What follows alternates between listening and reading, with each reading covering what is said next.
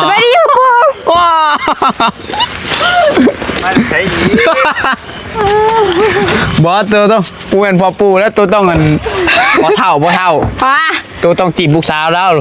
ไปดิพ่อ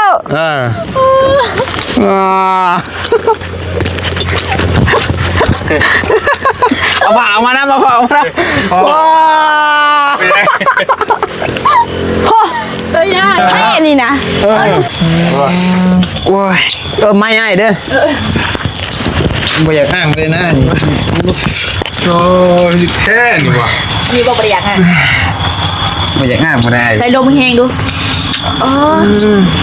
ชิวได้ยังไงเนี่ยน้ำเสียเดี๋ยวอะไรนี่บ้างครับเนี่ยกะเวลาไปร้านครับโอ้ยีน่าคนรวยเขา655ดอนก่อนเมน655นี่ราคาอ่างได้หนึ่งนั่นเราชื่อว่าคิโม13 ล้าน14บ่14 ล้าน20,000ปอ20,000 บาทไหนกับโปรเจกต์เบียดคิงมาได้นะยอมแล้วยอมชิวเลยยอมเขามีอยู่ค่ะบอกมากเลยมีเรื่องคิดนั่นนึงว่ากินหอดจะบอกนิ้วอะไรเอาเลยเอาว่ามาแบบเริ่มงงเลยว่าแท้เริ่มงงให้ละเอาว่าแม่นแท้แม่นดีถือคลองบอลนิ้ว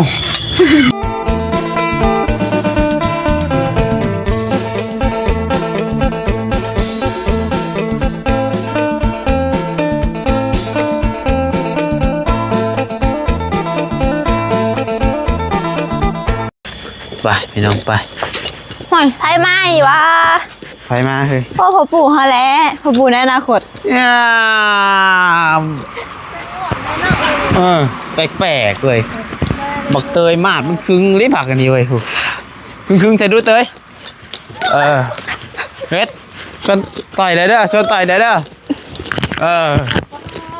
ปึ๊บสบายดีพ่อว้า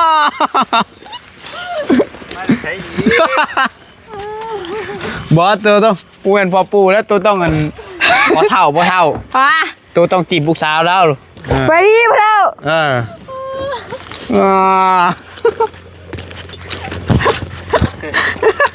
เอาผ่ามานะว้าพ่อตัวยากแค่นี้นะลูกสาวได้น้องซื้อยังมาฝากไอ้นะ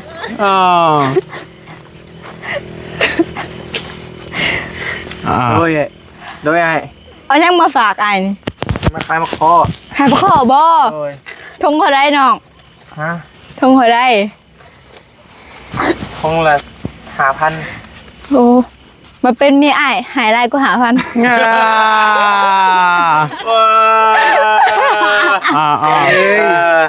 อย่าหิดแล้วนั่นใจเย็นลูกใจเย็นน่ารักน้องสาวหากระต่อเบาดิวไปแล้วกินต่อไปได้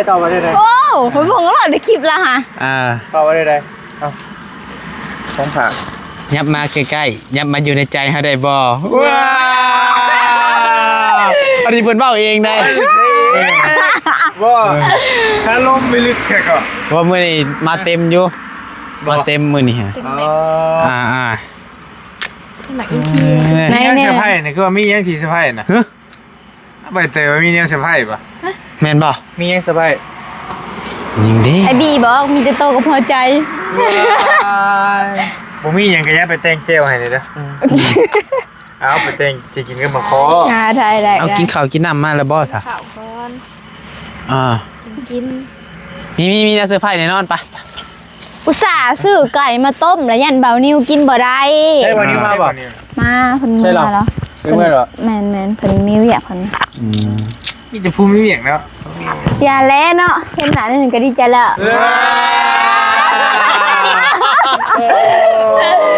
เมื่อนี่แปลกๆไปเตยออกโตแห้งเลยมื้อนี่กาย YouTube นี่เป็นแม่นเจ้าไหน FC ว่าแซว ใบเตยเป็นผู้หญิงนะลูกอย่าออกตัวแรงหั่นนะบ่หยอกสิ ก็เลย เด้ เป็น อ ผู้ชายก็เลยเป็นผู้ชาย เป็นผู้หญิงเลย มันบ่ยากอ่ะเฮาดึงเอาเลย อ่า ผู้ชายกูมือบาง สักท้องเอาเลยเนาะ อืม บางทีก็ลิ้นโตอยู่ได้ ป้าซะป้า บางนิวจนไปบ่เป็นเนาะเฮ็ด เอาอย่ติเฮาเตยติ เออได้แต่ข้างนะกับเราแผ่นซีดีกะเป็นเราถือว่าเพิ่นก็เริ่มเอาดินเข่าได้2 ห้องเนาะไปเราดินเขาแล้วเนาะบ่ลายไปเลยเนาะเพราะว่ามันมีนี่ เตาะเพิ่นจนเพิ่นเมื่อป้าเฮาเลยบ่นิว มันจะเมื่อป้าเลย เอา ก็ เพิ่น จนถ่ายคลิปบ่จบวะ เพิ่นนั่ง เอง เพิ่นนั่งแลไปนี่หาแล้วเบลสิขึ้นมานั่งเพิ่นเลยว่าไปอย่าไปเถอะนั่งเหรอวะอย่ามาอยู่ในใจเฮาได้บ่วะ เดี๋ยวให้ลูกชายข่อยใช้มุกนี่ โอ้ไอ้บี้หา ยืม เบิด เลย แล้ว ยืมเลยเด้อ เบิดละหยุกนะ อ๋อมาหยุกอ่ะ มันหยุกเฮาอันนี้นะ ยอมแล้วก็ ตกเลยป่ะ ยอมแล้วพ่อบ่นั่นบ่เห็นว่ากัน เบิดโควต้าแล้ว เป็นโคต้า โอ้คลิปนี้พี่น้องเนาะน้องน้อยกำลังน้องน้อยขายมอเตอร์ไซค์จริงหรือไม่ ก็เลยใช้อีกคือว่า เนี่ย ส่งบ่ เพราะ บี้ ก็กำลังเบิ่งคลิปนั่นพี่น้องเอ้ยกำลังเบิ่งอยู่กี่นี่ขายเท่บ่นาย ตามเพิ่นว่าบ่ได้ขายเขาบอกเปลี่ยนไปเปลี่ยนมาลบไปลบมาอยู่แต่บอกว่าสิส่งคลิปมาให้เบิ่งได้นี่ยังอยู่ได้นี่ นี่ลืมไปได้นี่ออนอยู่ป่ะออนนี่ กานั่นอยู่พอบ่เห็นขี่มาเป็นทิศแหละบ่าวตาว่ะเห็นบ่าวตาแล้วว่าบ่เห็นขี่มาเป็นทิศแหละ สงสัยเห็นนะ ก็บ่แปลกแล้วสิเนาะ แม่สงสัยกัน เพราะว่ากันว่าทางเปื้อนกะอันนี้บ่แม่นว่ายังจะผิดน้องเพิ่นเพียง บ่ได้ใช้หลายคนก็ถามหานะ โดยแค่อยากพูดซื่อว่าอยู่รถอยู่ไซนะคือว่าเอาไปเฮ็ดล่มเฮ็ดเจือกบ่นะก็เป็นห่วงเป็นไง หลายคนก็ถามหาว่าใช้อันนี้ตอนนี้ก็เลยเป็น ได้ ถาม บิด ต่อปากเลยมันบ่จะบ่ได้ขายถามแม่ว่าบ่แต่เบิ่งสิให้พ่อตาไปนำเบิ่งอยู่เฮือน เพิ่นบ่ยอมขี่ออกมาบ่ แม่เพิ่นก็ไปเบิ่งได้เพิ่นก็ไป เอาคือบ่ขี่ออกมาวะ มันว่ามันเพิ่นว่ามันอ้อมหัว เอ้า ข้าวหัวข้าวหัวเนาะแม่ เพิ่นอ้อมหัวตันนั่นรถไว้ แค่ว่าเฮือนเพิ่นน่ะอยู่ในนะ แต่อาศัยดินเขาเจ้าเป็นทางนะแล้วเขาเจ้าเฮ็ดหัวอ้อมไว้เบิดแล้วก็เลยออกบ่ได้ บ่ว่าหมู่นั้นคือว่าทางเปื้อน กับบ่ฮู้แหละก็เลยแบบว่ามันเหตุผลมันคือหน่อยแท้ล่ะเบิ่งมือเพราะว่าเหตุผลหน่อยพวกเราไอ้ เหตุผลคนดี เพราะบัญชีเงินพี่ ต้องมีเหตุผลง่ายๆแต่แน่นหนัก ก็คือรักคำเดียวเท่านั้นนะ บ่ธรรมดาเจอเดี๋ยวนี้เนาะ เอาพี่น้องเนาะ เขียนพุงเขียน เอาก็บ่อยากบ่ ข้ามากับพระได้ป่ะนี่ โอ้ เอาก็บ่อยากว่าหยังหลายพี่น้องเนาะเดี๋ยวถ้าเบิ่งนํกันเนาะ เอาบ่ได้เข้าข้ามบ่มันนี่ วันที่ มันผิด มันผิดโอ้ลืมไปได้นี่นะดีอยู่เด้อบ่ได้แล้วฮะ ปกติก็ไม่ได้อยู่ดึกนะ เต็มโมง เอาเจ้าเมื่อกับเมื่อเจ้า เป็นถุงหนังคายมาอินที ไว้นี่ดิโอ้นี่ชื่อว่ากินเลยนี่แหละชื่อว่ากินแล้วมาข้อเพราะ เอาคนมานำไว้ เอาคนมานำปั้นมานำทางอยู่นี่ ปั้นผิวหมู ผิวแห้งดิไปกันซื้อหมูย่างกินมันรสได้กิน ป้าจะป้าไปแต่งบ่ข่าวป่ะไปสาวๆไปเบิ่งเริ่มจังไว้3สาวย่อมาทุละอัน เนี่ยเริ่มมากแท้นี่ ฮะ ปั้นเมืองเนาะ โอ้ยไม่ง่ายเด้อบ่อยากอ้างเลยนะ โอ้แท้นี่ว่ะ มีบอกประหยัดฮะ บ่อยากอ้างบ่ได้ ใช้ลมแห้งดู ชิวได้ ยังนี่ฮะ น้ำเสียงยอมแล้วเฮานี่ ยังนี่ เก่าแล้วดำมาแล้วหลอกมาเลย โอ้เปลี่ยนป่ะ ฮะ เปลี่ยนเหรอ เอาของออกก่อนบ่ บ่แล้ว ทะเลนี่เบิ่งครับเบิ่งฮะ ก็เวลาสิไปร้านครับ โอ้โห นี่นอกคนรวยเขา 655 655ดอลก่อน เมน655 นี่ราคาอ่างนิดนึงอันน้อยสิว่าคิโม 13ล้าน 14 14บ่ 14ล้าน 20,000 ปอ 20,000 บาทไหนก็บ่อยากเบียดคิงมาได้นะ ยอมแล้ว ย่อสิหัวเด้อย่อสิหัวเด้อ บ่ก็บ่อยากคิงมาได้เนาะ แล้วคือสิมือวาสนาดอก บ่อยากคิงมาได้ก็จะเชื่อได้เลย ใส่ขึ้นสูงกว่านี้กระเป๋าขึ้นสูงกว่านี้ หยอกเด้จังเด้เนาะ อ่ะ บ่าวนิ้วแล้วถ่ายคลิปอยู่เด้อฮัลโหล โดยโว้ยมีเกิดอุบัติเหตุเว้ย ฮะ เอ้าร ถตำกัน เอ้าตำไผ รถกระเจ้าตามรถกระเจ้า โอ้โห โอ้ย บ่กันบ่แม่นเจ้าบ่ บ่คอยขี่มาเจอซื่อ โอ้ ต ย กใจเด้ ๆโอ้รถจักรตำรวจจักรนะ อยู่ไสอ่ะน่ะ อยู่พี่นั่งโค้งอันเมียงวะโค้งอันใช่ยังผิดดิ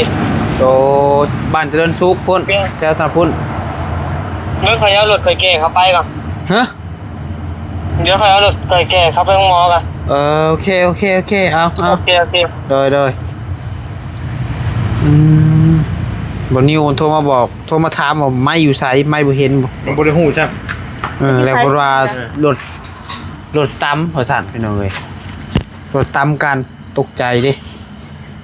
โอ้ย รถตับ รถจักรตำรถจักรว่าซั่นคือว่าเพิ่นนั่นอันนั้นใช่ดอกกะอย่างน้อยหนึงกะกระเป๋าไม้พี่น้องเนาะพอดีว่าว่าให้จบเลยซะพี่น้องเนาะพอดีว่าทางเมย์เพิ่นซื้อให้แม่ใจดีเพิ่นซื้อให้พี่น้องเอ้ยเนาะเพิ่นเห็นมื้อนั้นมีคลิปเบานิวว่าเบานิวเพิ่นซื้อกระเป๋าใหม่เพิ่นก็เลยว่าอยากได้บ่เพิ่นว่า อยู่มาแต่ไทยบ่ โดยกระสั่งอันเดียวกัน กับนิ้วหั่นบ่ โดย บ่ได้เบิ่งนิ้วมันเป็นจังไดเนาะสภาพมันโอเคอยู่บ่นิ้ว ใช่ ใส่ เด้อ ได้มันมีหม่องใดโลกหม่องหยังได้บ่ จังหวะก็บ่ฮู้จนแต่ก็ เด้อ มาอีกแล้วน้องเอ้ย เอาบ่น่ากินมาเลยกินนี่ ช่องบนหากินมาเลย บ่หิวมันหิวเองดิ หิวแห้งเหรอ อ๋อแต่ก็กินคือเก่า ว้าต้มไก่ อืม ผักชุดนะ ชั่วติ สวัสดี ต้มธรรมดา ต้ม บ่ได้สั่ว นั่นแหละเพียงเนาะกะของแม่เพิ่นซื้อให้ ดีใจน้ำดีใจนะ โดยครับใจ ไปลื้ออีหลีนี่ราคาแท้เท่าไหร่นี่ ราคาแท้ไว้แกตามนี่แหละ บ่แม่นนะบ่ของแท้เลยบ่ ตามนี่ของแท้เลย ของแท้เลยบ่นี่น่ะเอานิ้วคือว่าบ่แม่นราคานี่ โอ้ของนิวของป๊อปอ่ะนะ เอ้ย ของเฮาของแท้ไอ้ ยอมแล้วใช่ ของเฮาของแท้655เหรียญพี่น้องเนาะกับเบรกคิงบันได10ปลายล้านก็ว่า10ล้าน ซื้อรถได้เป็นคันเนาะ สิหลุดจักได้เลยได้ สี่หม้อมกัน แม่ สี่หม้อมคันเลย กะสิบ่กล้าปะมันได้พี่น้องเนาะ ขาดแล้วของบอลลี่เอ้ยมันฝากมาให้อยู่เพื่อน กับมันก็บ่ได้ถึงว่าขาดแต่มันลอกมันถือไหม700บาทอ่ะบ่กล้าแล้ว เดี๋ยว700ดอล เอาเชียงไว้ก่อน เสียงไว้แล้ว ใช่สิใช่ 700 บาทนี่ เท่ากับนี่นึงนี่ แล้วพี่บ่กล้าโชว์ได้บัดเฮามันดำมาแล้วครับ ถ้ามันซื้อแสนสา จะได้ก่อนนี่ฮะ เอ๊ะ จะได้นี่บ่นี่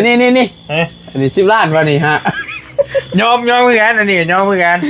บ่หมู่10ปลายพุ่นเนาะ อยากได้บ่นี่ ฮะ อยากได้เปลี่ยนบ่เปลี่ยนบ่ บ่ เปลี่ยนบ่ บ่เปลี่ยน ฮะ บ่เปลี่ยน ปอ14ได้อย่างนี้ บ่ อันนี้10เหรอวะ แม่ อันนี้14 10แต่บ่เปลี่ยน2ใบก็บ่เปลี่ยน ทาวเวอร์ได้เปลี่ยนปะ เดี๋ยวมันพุ่นเถอะ เอาหยอกพอแล้วพี่น้องเลยเนาะกะไปกินข้าวหน่อยไปมากินข้าวยันนายเพิ่นมาแต่เวียกไม่เมื่อยยันเพิ่นจังนั่งพักผ่อนพี่น้องเนาะไปหาแต่น้องสาวว่ามื้อนี้ ก็ไปหาน้องสาวแล้วจะไปน้องซ่านก็ไปอยู่ โอ้ไปอยู่บ่มื้ออื่นก็สิขึ้นไปอยู่นี่ก็พอดีว่ามีทางเมย์เพิ่นได้ขึ้นไปร่มเรื่องเพื่อนเรื่องหยังเพิ่นให้น้องเพิ่นว่าให้ไปถามเรื่องสร้างเรื่องหยังแล้วก็อุปกรณ์โดยว่าง่ายๆก็สิเพิ่นว่าสิสาน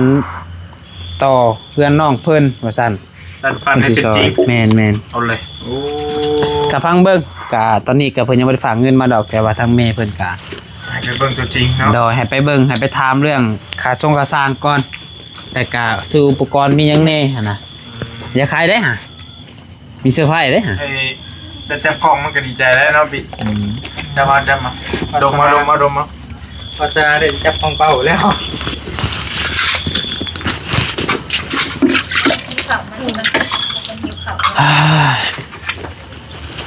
เขาออกมาบ่ทันเนาะบ่ยาวเราจมอยากสุกอยู่ เงามานี่วะ โดนกับไอ้ตูน มากินแล้วซะแม่ ให้กินเลย มาเด้อมา ต้มไก่มื้อนี้หันแม่ไปเตยเด้อเลี้ยงเด้อมื้อนี้ โอ้ยขอบใจเด้อเอ้ยเด้อ แม่นบ่ คิดอยู่ก็ได้ ขอบใจ ไปเตยเพิ่นเลี้ยงมันเพิ่นว่า เมียบัก แม่ใบตองแม่บักใบตอง แล้วไผผัวเงินให้อ่านสิต้มสุกินมื้อนี้ เพราะว่าแล้วก็ เด้อ แล้วคิดว่าสิได้ไปเงินเฮาอ่ะนะเพิ่นว่ากระถาเลี้ยงอยู่เงินมันว่า โอ้ โดนก็ได้เลี้ยงอยู่แล้วจัง ขอบใจมากินน้ำกัน กินแล้วอิ่มแล้วกับใจ เด้อ เอาเดี๋ยวเนาะทักทายสบายดีเด้อคือมาเปิดคลิปหรือมาเตะดิ แนวมันแหละได้ของใหม่ ขายพ่อกับหมาย กระบาบอยู่ยังมาโอ้ บอกกำลังสิให้น้องใบเตยไปขายน้ำกินอยู่มาชุจ่ามาก่อน คือเนาะล้านวิว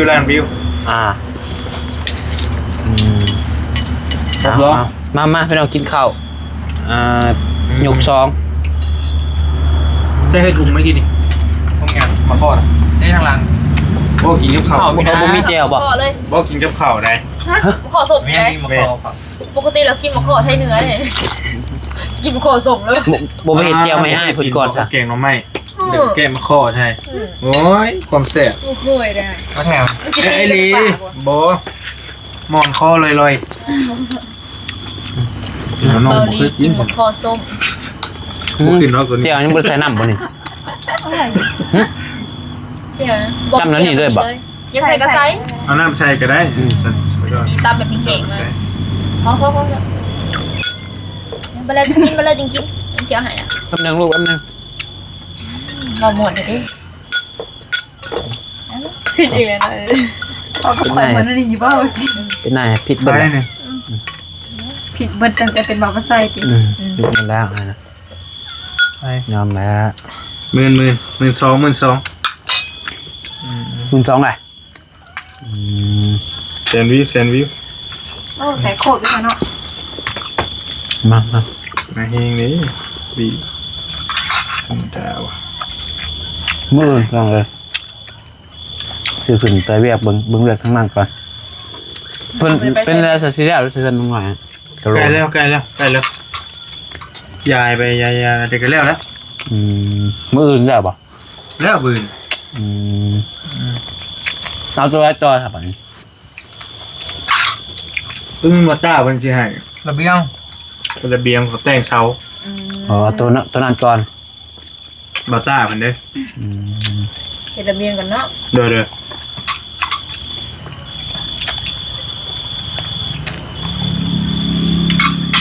กับทาสีมันจะชื่อสีไปบ่ชื่อสีไปก็ได้ คือสิพออยู่เนาะ เพราะสีจ้ะ เดี๋ยวจะซื้อซีก็ได้ สีพอสร้างแล้วว่าสีรองพื้น2 ครั้ง จริงๆนะ2 ชัดเจ้าทำแล้วเหรอวะ โดยทางข้าวๆอยู่ ประมาณนั้น แต่สิภายนอกทั้งหนึ่งภายในทั้งหนึ่งสีแทน จะกลิบใส่18หรือ9 โทษทำแล้วอีกบาทหนึงก็ได้ ทั้งใหญ่ ผม ดีเนาะ ใช่ ก็ทั้งใหญ่นั่นแหละ ทางตัวใหญ่แหละอันน้อยๆก็คือสิบ่พ่อเฮือนมันก็ใหญ่จัดเด้ โดย มันต้องผ้าลายลำแบบได้เพื่อมันจะกินแม่เพื่อมันจะกิน เพื่อเราเห็นนั่นแล้วกะมือฮื้อเนี่ยมือฮื้อพูดแหละมือนี่คือสิยั่งเนาะ ยังบืนกับบ้านมือแหละบืน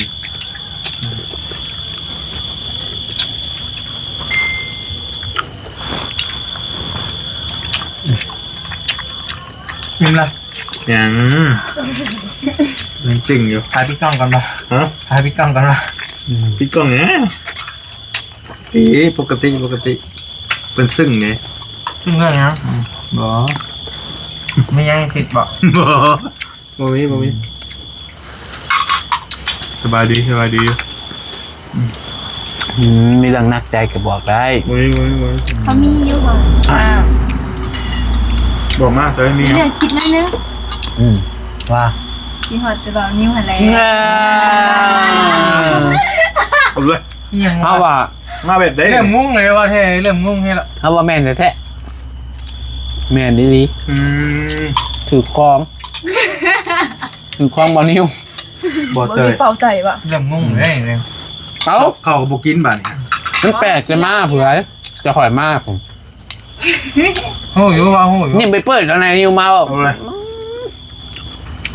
นิ้วมีของยังมาใส่เตยบนตัวเองชิบรอดแหละ เอ้า บอก ให้ไปถ่ายคนอื่นเนาะ เอาบ่ได้ได้เนาะคนเฮา โอ้ยใส่บ่ได้ดอก แต่ว่าเราดิ่งคลองลาพระเจ้าจอยเนาะ นั่นแหละ มันไงไปที่ใส่บ่ได้ดอก เอามาเลย บุยูตำนะฮะทะลุเราเห็น เอามาแต่ไทย ขับโค้งเลยบอก แม่ดูวัดดังแน่ เปิดเพลงป่ะ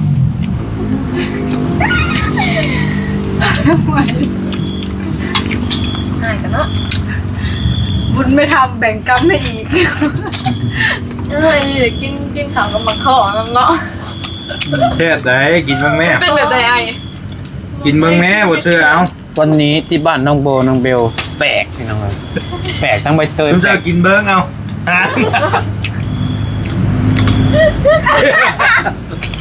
มันก็หลุด ไปเอาอยู่ ใส่โบลองดูโบ มันมีข้อมูล เลิกกินเบิ้งแค่ไหนจะได้แต่ผู้มักล็อกเลยได้แต่ผู้มักสมเนาะ นี่ได้ทางเนื้อเขาบ่ายมะข้ออันชีสอินนะบางข้อจะต่อ กินประจำแต่อยู่หน้าแต่ยังน้อยกิน ก็ก็มาข้อป่ะ แม่แกงน้ำไหม้เลยก็มาข้อนะ แต่งเธอ อาจจะกินไหมฮะเบิ้งโบกินน้องเบิ้งใช่ไหมกินได้เลย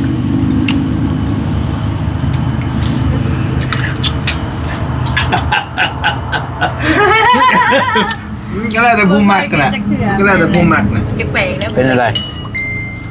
นั่นสิมอนๆข้อลงหันอ่ะ มึงบันไดเลยบ่าย แม่ ทำโอกาสขึ้นนี่ยังมันเกิดในท้อง ก็ใช่ เอามือ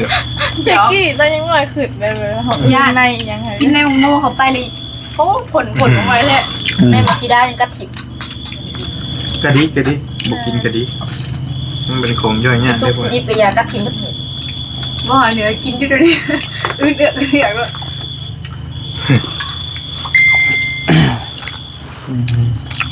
มาไปเอากินข้าวต้มไก่มึง อยากได้สะพ้ายฝั่งลาวอยู่ไทยโอ้แม่เตย ร้อยนี่ เตย ลูกชายเราบอก AI ใช่ ไอ้เนาะ รอยเนาะ ชุดแล้ว AI ต้มโพบังก่อนว่าต้มปุ๊กบอก แต่โบเมนแบบนี้เนี่ยนอนเบิ่งกับหูเลย ตามบูเสียวซานก็ได้ติข้าง นี่จะพอใหญ่ AI อ่ะ หนาเป็นโคโลเนียลแล้ว แซ่บอยู่ป่ะ แบบรู้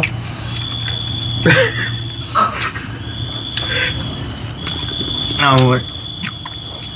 ขายมาก่อกันก็ว่าหิวเก่าก็เสร็จอยู่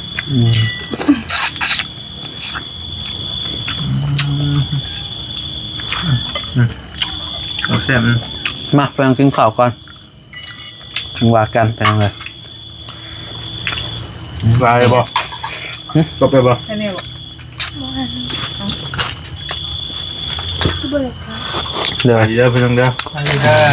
เดี๋ยวสิไปจบอันนี้ก็ได้เดี๋ยวสินั่นไปเนาะเดี๋ยวลงกับซีนั่นนึงแม่นบ่โดยเดี๋ยวให้ไปเตยไปหาให้ โอเค หาไม่ไม่เจอหาเธอได้ไหม หาคนในใจเจ้าเนาะ เด้อเอาลูกไปเตะบัตรหนึ่งคำคมหาไม่ไอ้บ่าวกินดิเด้ หาได้แต่ไม่หาบ่ หมูแหนหาไม่ไม่เจอหาเธอได้ไหมเอาเจ้าบัตรนี้เอา เอาไปใหม่บ่ ไปว่าไงสิถามป้าไปหาไม้ไปเตยสิเห็นอยู่บ่ เราคือให้เฮาหาแต่ไม่เนาะเราคือบ่มาหาเฮาไหน ว่าไปเลย ใจเนาะใจเบาก ดบอลลี่เหยียบทิมไปชักใจมัน นี่เอาจอดที่ไหนนี่จึงมาเนี่ยแล้วมาเอามาให้เจ้าหาเด้แล้วเราใครประตูนี่ประตูไหนอยู่นี่แล้วเราใครเพิ่นละก้มเอาก้มเอาแล้วคือก็อยู่แถวนี่แหละเนาะกลับไปหาคืนมันบ่ยี่เลยนะบ่เฮ้ย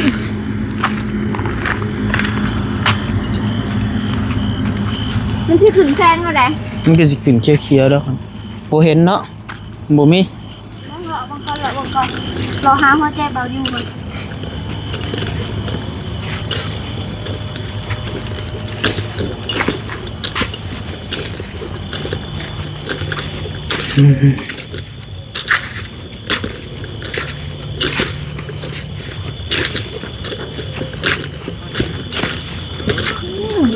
บ่มี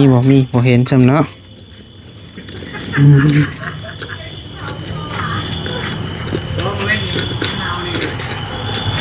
นนะถึงดูดิ พอเอาหายแล้ว อันน่ะตอนแรกเราเอาน้ำหายเฮาเลยพอดีเราถ่ายแล้วโจคลิปไปถ่ายจะมาค่ะดิอะไรอยู่ในเราอะไรแบบอ้าวเขาวะเสร็จแล้วว่าใส่จะขึ้นอะไรค่ะวะบอกเราไปรถค่ะวะมันก็จับเอานะคะได้พอไม้2 อันอยู่ในละอยู่น้ำลาวค่ะอยู่ในสายไข่กระเป๋าแล้วค่ะเดี๋ยวส่งบอกเราก่อนเราบ่เห็นเนาะบ่เห็นเด้อบ่เห็นเด้อ